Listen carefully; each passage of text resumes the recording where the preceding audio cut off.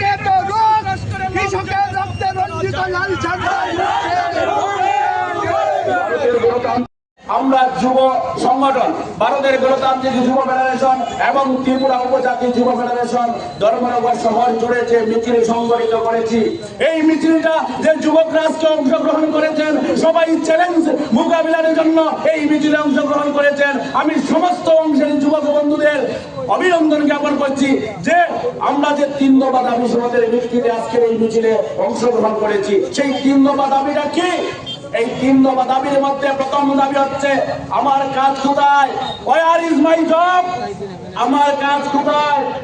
আজকে এই রাজ্যে বিজেপি সরকার 7 বছর হয়েছে ক্ষমতায় আসীন হয়েছেন, কিন্তু 2018 সালে এই বিজেপির নেতা মন্ত্রীরা আমাদের ধর্মনগরের বিবিআই মাঠে জনসভা করে বক্তৃতা করেছেন যে মিস কল দিলে 50,000 বেকারের চাকরি হবে।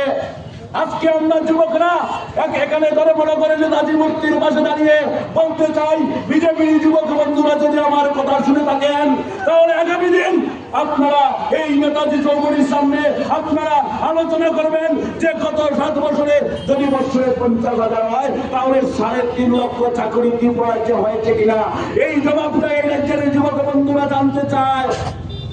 আর লাল ঝান্ডা উঠতে দেবেন না। কেউ কি দিয়েছেন? জনগণের ভোটে নির্বাচিত সাংবিধানিক পদে থেকে সংবিধানকে পদদলিত করে ধর্মনগরের বুকে তিনি লাল ঝান্ডা উঠতে দেবেন না, এই নেতাজি মূর্তির পাশে দাঁড়িয়ে বলেছিলেন। আজকে ছাত্র যুবরা, আজকে বাম আন্দোলনের কর্মীরা, শ্রমিক কৃষক মেহনতি মানুষ প্রমাণ করে দিয়েছে লাল ঝান্ডা শ্রমিকের রক্তে রঞ্জিত, কৃষকের রক্তে রঞ্জিত, ক্ষেত মজুর দিন মজুরদের রক্তে রঞ্জিত, ছাত্র যুবকদের রক্তে রঞ্জিত। এই লাল পতাকাকে কেউ রোধ করতে পারবে না, কেউ ধ্বংস করতে পারবে না। আজকে প্রমাণ করেছেন।